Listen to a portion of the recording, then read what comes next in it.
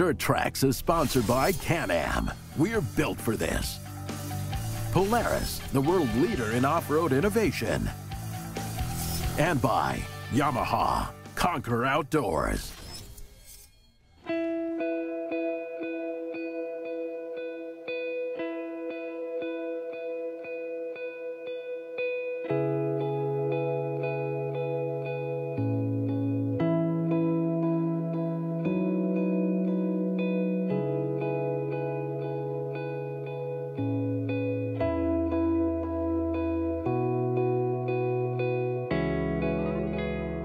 It's always been a little bit of a goal of mine, do something completely different, like totally outside the box. I want to go from dirt to water back to pavement and make it one full circle. And the only place that I could think of to do that I could truly tell the story and not have to fudge the thing, was out in BC at CKMP.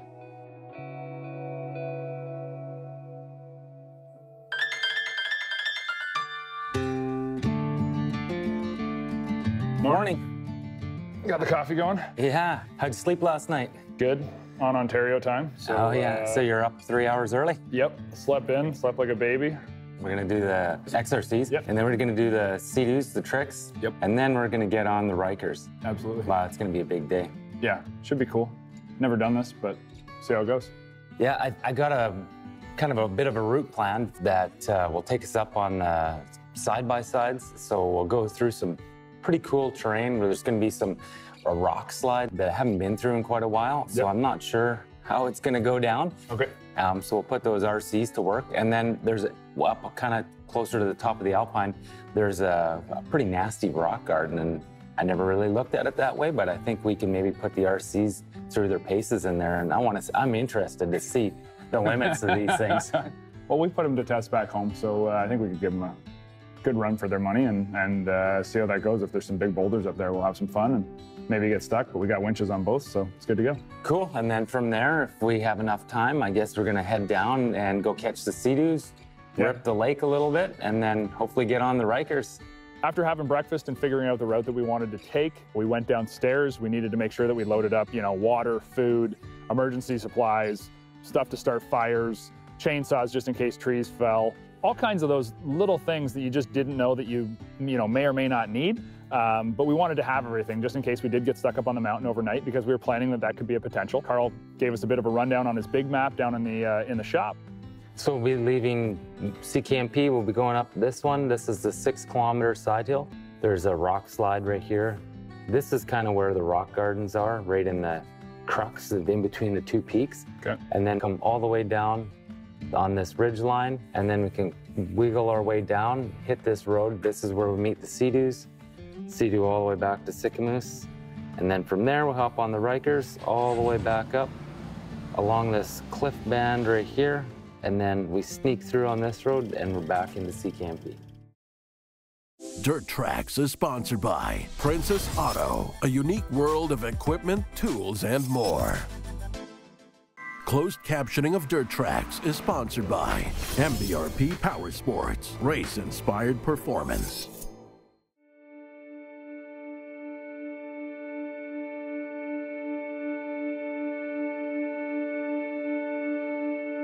One of the most fun things about being out at CKMP during, summer, spring, or fall is the fact that if you're on 4 wheels, you can blast those logging roads.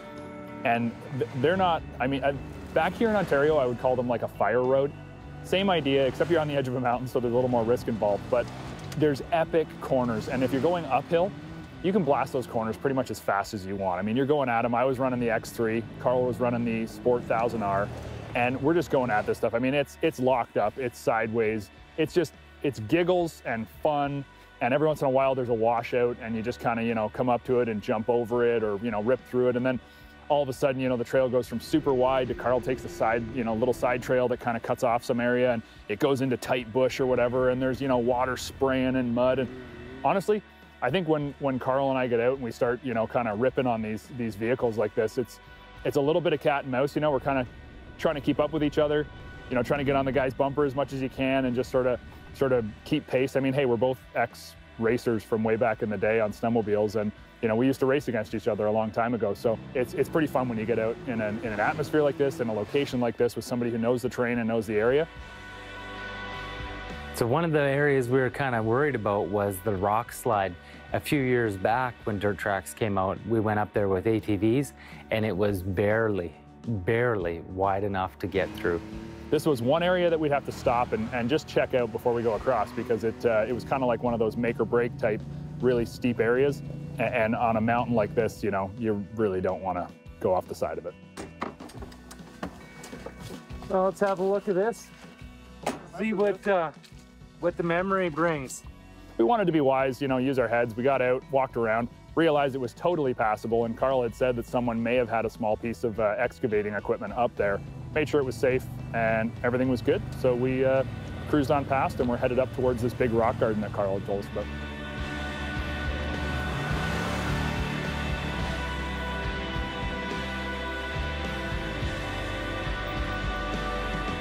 So when we finally got up to the rock garden, and I asked AJ, I said, "Are you sure they can do this?" I'm like, dude, I think you're gonna be really surprised how much these are capable of doing. Like, we can get through some pretty gnarly stuff. And he said, okay, well, we'll go there and you tell me whether you think it can do anything here. But, you know, at least we'll have a spot that we can pick as a point to make it to for, you know, for our day one. We picked a first line, you know, talked about it, walked the rocks a little bit and just said, okay, well, this one area that I wanted to go, I think is just a little too aggressive and maybe a bit too off camber. Definitely don't want to roll these brand new vehicles. That would be bad.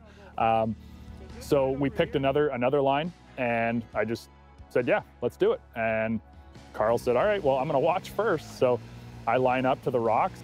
And once I watched the line that he picked to go up through all the boulders, and honestly, it's going over barbecue-sized rocks, you know, like easily. And wow, I was impressed. Started picking through these rocks and, you know, climbing up, and the tires are slipping just a little bit, but with that, you know, that smart lock diff locked up front and everything getting power to the ground, I know that this thing, you know, is going to go vertical. And I just kept, you know, clawing and slipping and moving and, you know, doing what rock crawling's all about. And, you know, at one point I got right up to the very top and he was helping by putting some rocks in certain places and helping me get a little bit more traction. And then we got to one point where I just got the X3 hung up and realized, you know what, this is the point where we're going to get Carl to help us out. So I thought, hey, if he comes up over the other side of this kind of pile of rocks, we can use the winch off the front of his, the winch off of mine. We can pull me forwards and it'll give him the opportunity to have to climb up to somewhere, and kind of a goal of, hey, you climb up this huge pile of rocks, get to where I am and help me get out of this situation. He first went at it. His run out wasn't as good as mine. If it had tumbled and gone downhill, I mean, it would have been bad. It would have continued to go across the trail and then way down the mountain. So, you know, I just sort of placed some rocks for him. We got his differential locked up. We got him in rock mode. Everything's good to go. And his ground clearance is huge on that that Sport XRC. It was amazing. Yeah, actually, the fun part was once you kind of get the machine wedged in there and it won't go anymore, all you really need to do is just back up a little tiny bit, put some rocks, you know, go forward, put a few more rocks, and you kind of build it up so that you have 2 or 3 tires. 4 tires, it'll move for sure, but at least 3 tires, it'll, you know, you can just creep it over, keep creeping it over. You know, one guy's throwing some rocks under the tires, and man, it just keeps going and going and going and going. Vehicle just kept going up and up and up, and that Maverick Sport XRC just kept climbing and climbing and climbing. And finally, he gets up to the top and he's just like, man, this is cool. He was impressed. And I was impressed that he was able to just climb up through that so easily as well. We had to wedge his tire in between 2 big rocks because the angle we were pulling on, I knew the X3 was heavier and was also hung up, so it would have pulled his front end around. Hooked the winch up, pulled me off of where I was. We both were, you know, settled up at the top, and we said, well, you know, it's getting close to lunchtime. Why don't we start a fire, eat some lunch, and kind of talk about where we've got to at this point. Grab some wood from the forest. We had a little chainsaw with us, you know, broke a bunch of stuff up. Maybe some gasoline was involved. Maybe it wasn't, but yeah, we had a good time. We started up a fire, warmed up because it was a little chilly up top. And when you're pulling stuff out and, you know, you're lifting rocks and moving things, you get pretty worked up, you get sweaty. But then as soon as you stop working, it gets cold up there. You know, the wind's blowing through the top of these mountains and you're up there a long ways, and it does get cold. So, and we just sort of hung around and did what you do when you're out doing stuff like this. Just talk about life, talk about the event, kind of the beauty of it and how cool it is to see places that most people will never get to see in their lives, you know, unless they come out and do something like this. It was pretty cool. It was nice just to kind of have a mellow few moments where we were able to just kind of chat. And after lunch, we said, okay, what's plan B? Because originally we thought we were going to be up here much later. We expected to, you know, maybe stay the night up on top of the mountain and then head down to the Sea-Doos, but we were making way better time than we thought. So our goal was, let's make it down to the Sea-Doos. Let's do this today. Let's get it done. The sun was out, you know, it'd peek behind the clouds every once in a while, but we figured if it's not terribly cold up top, then down below it's definitely going to warm up. And we had lots of daylight left, so the plan was to, you know, get to the very peak of the mountain and then rip all the way down and try to get to those Sea-Doos.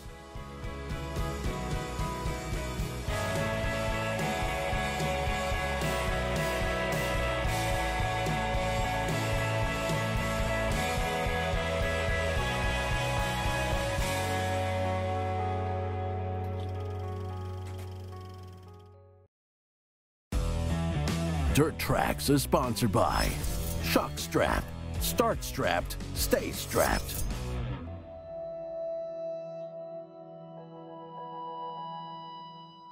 It's time to get out on these Trixes. And I've been on one once. We had a 2-seat Trix and a 3-seat Trix.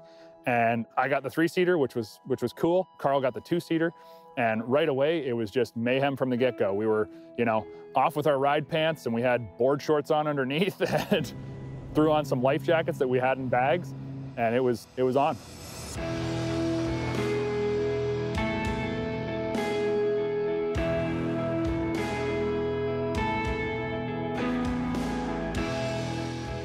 Time to go, time to rip and tear and see what these Sea-Doo Trixes were all about. Was super stoked to be able to go out and just tool around on this thing and have fun. You know, Carl and I both, after getting dirty and muddy and a little bit cold earlier on, we're ready to get out and have some fun on the water.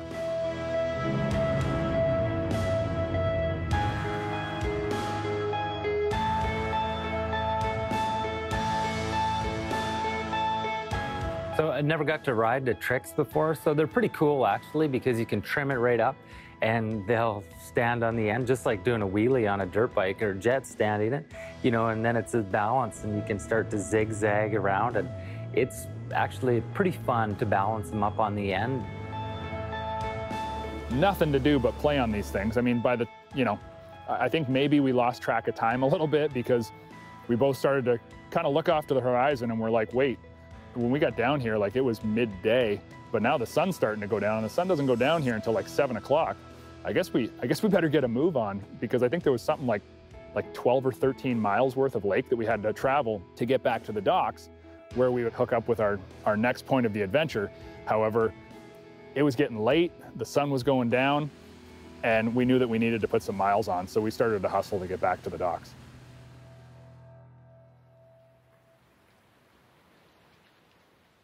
So as day 2 would have it, the weather did not hold out and we didn't get sunshine like we had on day 1. It was raining. Great thing was it wasn't pouring rain.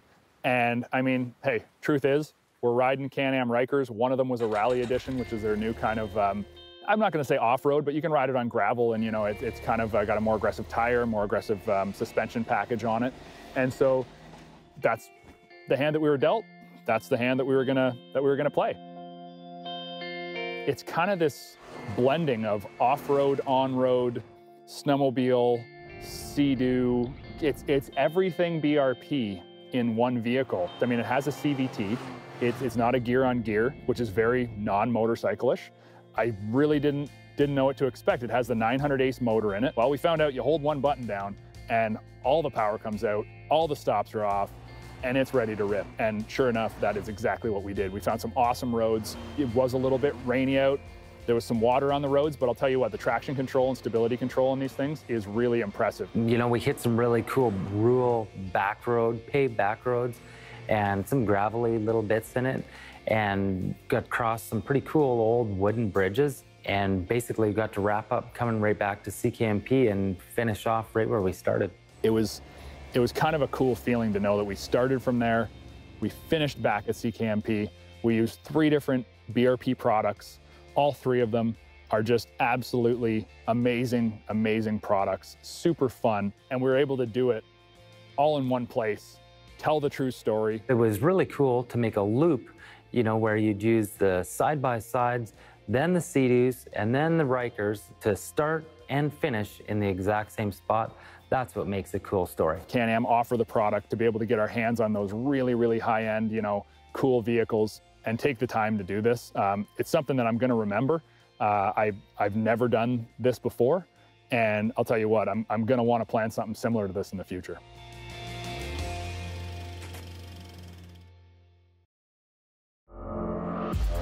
Dirt Trax is sponsored by Argo.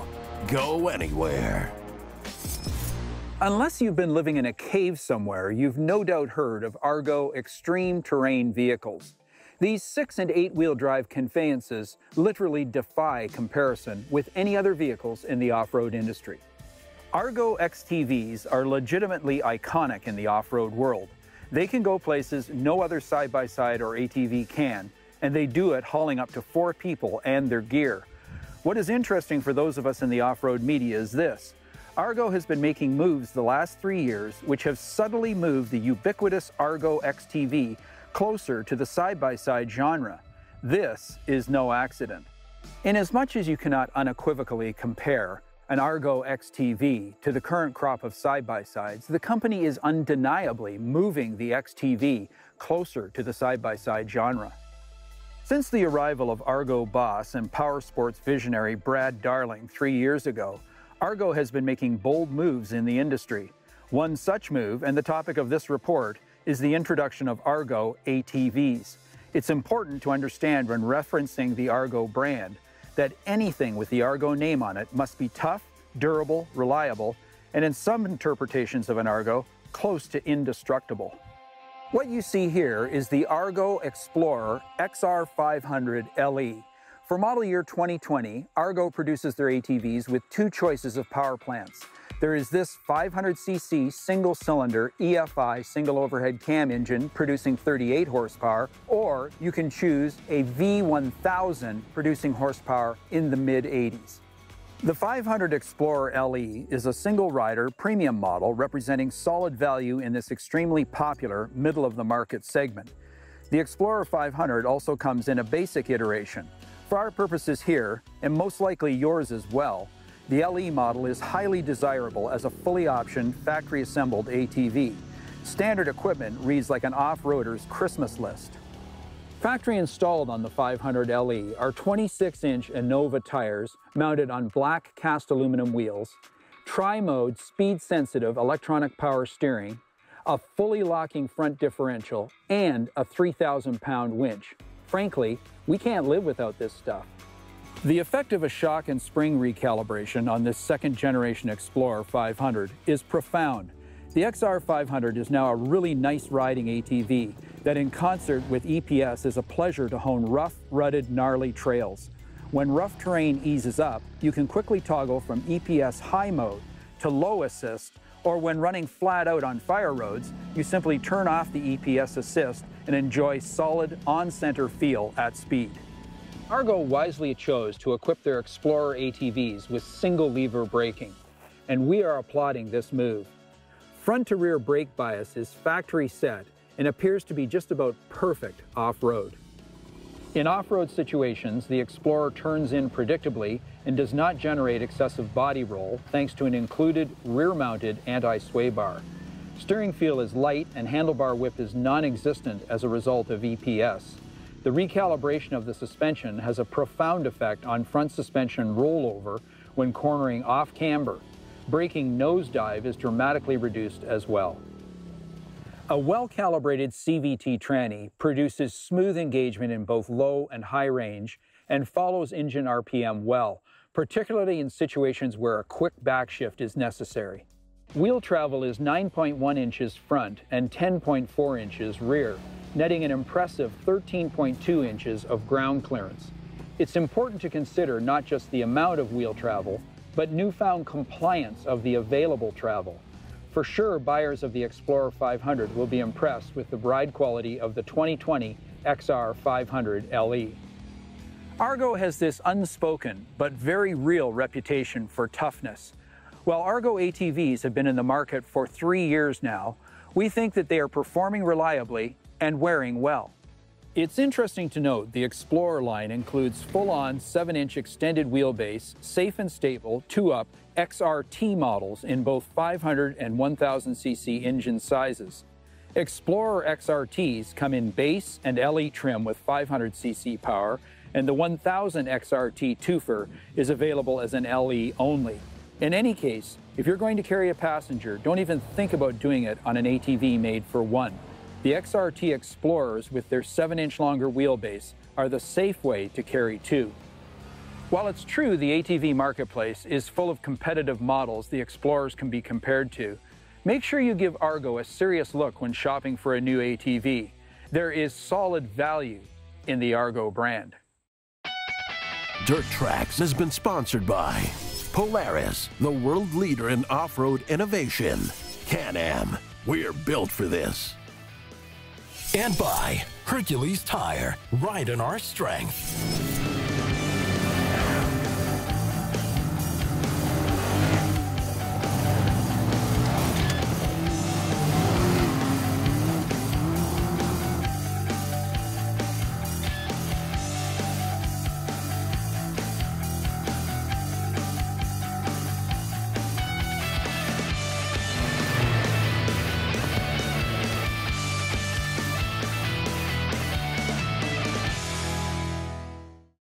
Thanks for watching Dirt Trax TV. If you liked the video that you just saw, please click the like button as well as comment below. You can subscribe to our page right here and also ring the bell if you want to be notified of any future videos coming out on Dirt Trax TV's YouTube page.